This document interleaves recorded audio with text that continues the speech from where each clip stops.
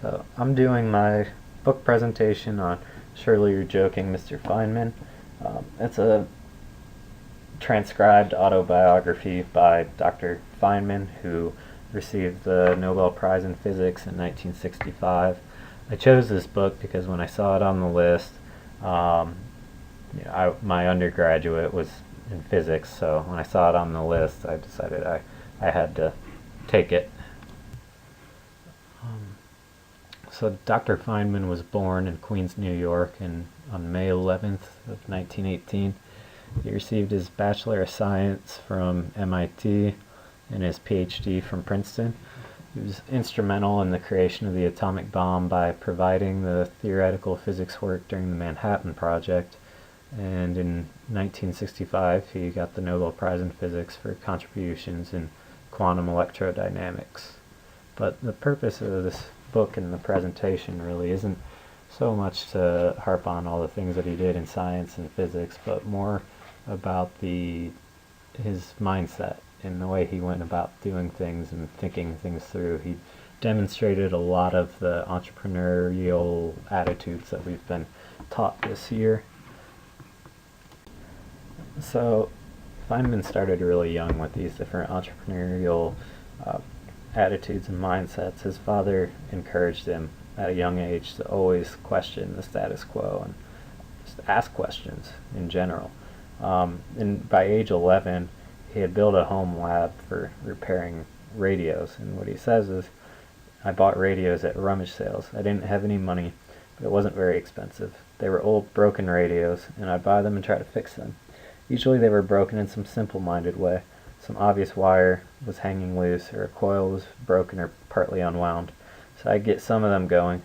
On one of these radios one night, I got a Waco in Waco, Texas. It was tremendously exciting. So even at this young age, he's really kind of experimenting with these radios. They were expensive at the time, and for whatever reason, when people thought that they were broken or no longer worked, they would just get rid of them. Well, then he would go find them and find out that they really weren't broken. There's a loose wire or something that he could fix at age 11.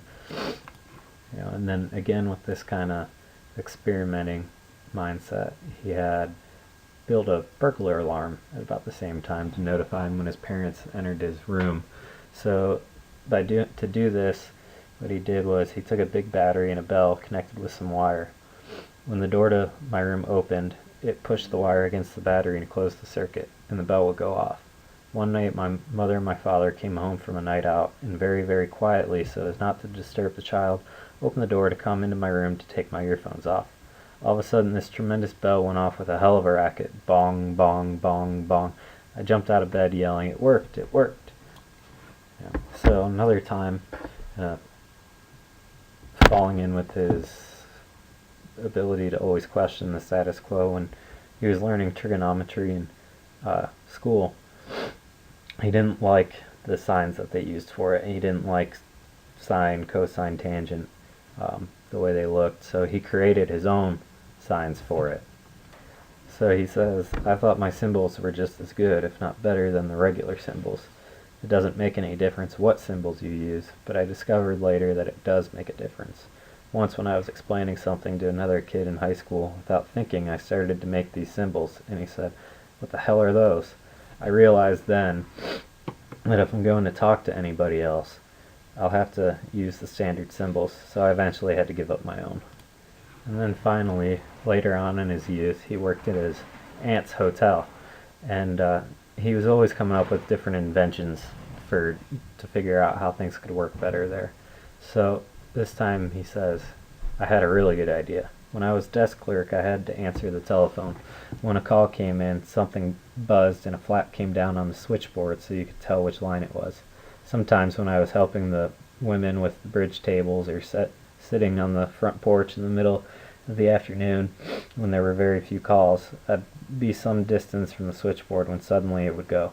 I'd come running to catch it, but the way the desk was made, in order to get to the switchboard, you had to go quite a distance further down, then around and behind, and then back up to see where the call was coming from. It took extra time. So I got a good idea. I tied threads to the flaps on the switchboard and strung them over the top of the desk, and then down at the end of each thread I tied a little piece of paper. Then I put the telephone talking piece up on top of the desk so I could reach it from the front. Now when a call came, I could tell which flap was down by which piece of paper was up, so I could answer the phone appropriately from the front to save time. Of course, I still had to go around back to switch it in, but at least I was answering it. I'd say just a moment, and then go around to switch it in. I thought that was perfect, but the boss came by one day, and she wanted to answer the phone. She couldn't figure it out. Too complicated. What are all these papers doing? Why is the telephone on this side? Why don't you? I tried to explain, but it was my own aunt, that there was no reason not to do that. But you can't say that to anybody who's smart, who runs a hotel. I learned there that innovation is a very difficult thing in the real world. So next, Dr. Feynman went to Los Alamos to work on the Manhattan Project and develop the atomic bomb.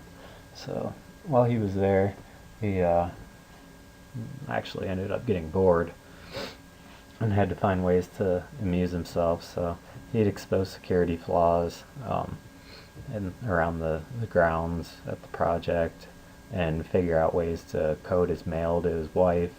That since they checked all the mail coming in and out, they'd create codes to try to communicate with each other and beat the people that were checking it. He learned how to crack the codes to like all the safes. He figured out all kinds of different ways to do that.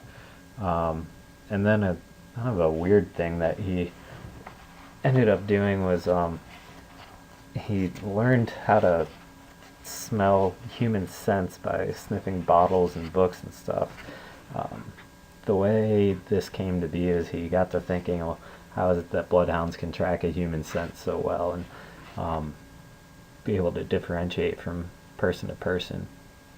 So what he did was he took 8 or 9 books off of a shelf without touching them directly with his hands, and then he went out. He has 3 different people touch 3 different books, and they pick one up, open it, close it, put it back. So then he says, I came back and smelled everybody's hands and smelled all the books. I don't remember which I did first, and found all 3 books correctly. I got one person wrong who sniffed it. People's hands smell very different. That's why dogs can identify people. He says you have to try it. And then finally, as I've mentioned before, he was really instrumental in the construction of the atomic bomb, because his attitude of always questioning things made him not scared to stand up to somebody like Niels Bohr, who at the time had been doing a lot of the work towards this, but he was such a respected name that nobody really stood up to him, except for Feynman, who at the time nobody knew who he was. He was just out of college. And anyway, he got a phone call from Bohr's son asking if they could talk to him. And he's like, well, I think you might have the wrong person. I'm just Dr. Feynman. And he said, yeah, that's who we want. And then the son goes on to tell him what happened. He says, the last time he was there, Bohr said to his son, remember the name of that little fellow in the back over there. He's the only guy who's not afraid of me and will say when I've got a crazy idea. So next time, when we want to discuss ideas, we're not going to be able to do it with these guys who say everything is yes, yes, Dr. Bohr. Get that guy and we'll talk with him first. And this was actually pretty smart of Bohr as well, to recognize that you don't always want to surround yourself with people that are going to say yes to everything that you have to say, because it doesn't allow you to come up with innovative ideas or have any kind of counter to when you have bad ideas. And so when he recognized that Feynman, who, like I said, at the time was just out of college, was willing to stand up to him and tell him when he was wrong, that registered with him. So then, after Los Alamos, he ends up at Cornell, and when he's there, he actually realized that he's really burnt out from physics, and there's a lot of or what he feels are expectations of how he should be performing, and not just teaching his classes, but contributing to science and coming up with new things. And so this really starts to weigh on him. And then finally, he gets this new attitude. He says, now that I am burned out and I'll never accomplish anything, I've got this nice position at the university teaching classes, which I rather enjoy. And just like I read the Arabian Nights for pleasure, I'm going to play with physics whenever I want to without worrying about any importance whatsoever. So within a week, I was in the cafeteria and some guy fooling around throws a plate in the air. As the plate went up in the air, I saw it wobble, and I noticed the red medallion of Cornell on the plate going around. It was pretty obvious to me that the medallion went around faster than the wobbling. I had nothing to do, so I started to figure out the motion of the rotating plate. I discovered that when the angle is very slight, the medallion rotates twice as fast as the wobble rate, 2 to 1. It came out of a complicated equation. Then I thought, is there some way I can see in a more fundamental way, by looking at the forces or the dynamics, why it's 2 to 1? I don't remember how I did it, but I ultimately worked out what the motion of the mass particles is, and how all the accelerations balance to make it come to 2 to 1. I still remember going to Hans Beth and saying, hey Hans, I noticed something interesting. Here the plate goes around, so, and the reason it's 2 to 1 is, and I showed him the accelerations. He said, Feynman, that's pretty interesting, but what's the importance of it? Why are you doing it? Ha, I say, there's no importance whatsoever. I'm just doing it for the fun of it. His reaction didn't discourage me. I'd made up my mind I was going to enjoy physics and do whatever I liked. I went on to work out equations of wobbles. Then I thought about how electron orbits start to move in relativity. Then there's the Dirac equation in electrodynamics, and then quantum electrodynamics. Before I knew it, I was working really, with the same old problem that I loved so much that I had stopped working on when I was at Los Alamos. My thesis type problems, all these old-fashioned, wonderful things. It was effortless. It was easy to play with these things. It was like uncorking a bottle.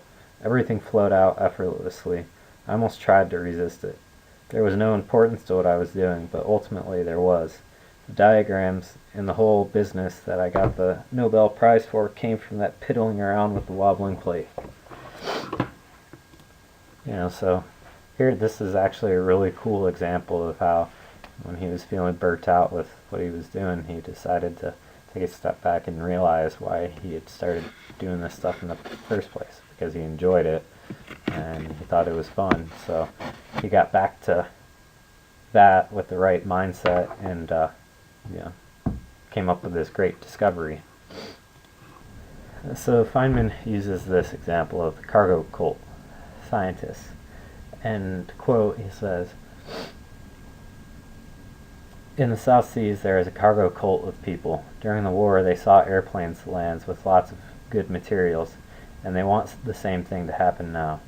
So they've arranged to make things like runways, to put fires along the sides of the runways, to make a wooden hut for a man to sit in with 2 wooden pieces on his head like headphones and a bar of bamboo sticking out like antennas. He's the controller, and they wait for the airplanes to land. They're doing everything right. The form is perfect. It looks exactly the way it did before. But it doesn't work because no airplanes land. I call these things cargo cult science because they follow all the apparent precepts and forms of scientific investigation, but they're missing something essential because the planes don't land. So he uses this example to talk about a lot of the problems in the scientific community where people that maybe don't have the scientific integrity that he's speaking of here will only disclose facts that validate their cause. And to him that's wrong. You should always disclose all the facts, even those that do invalidate your cause, and publish your results no matter what the outcome was, because it's always this continual quest for knowledge, and if you're withholding information that could help other people from asking the right questions and performing the right experiments to get better answers and learn more about the world around you, then you're not really a scientist, because that should be your goal always in being a scientist, is to improve the world around you or to understand it better. And if you're withholding critical information that you've learned from other people, then you're really kind of shooting yourself in the foot with what your ultimate goal should be. And I think this also speaks a lot of an entrepreneurial attitude because if you go into things with the mindset that you're not open to anything that could prove you wrong, then you're not going to make a very good entrepreneur,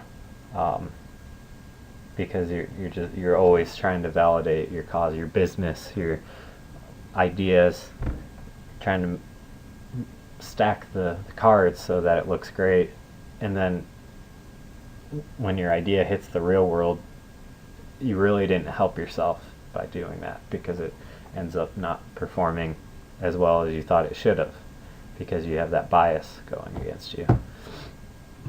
So anyway, that was my presentation. I hope you enjoyed it. Thank you.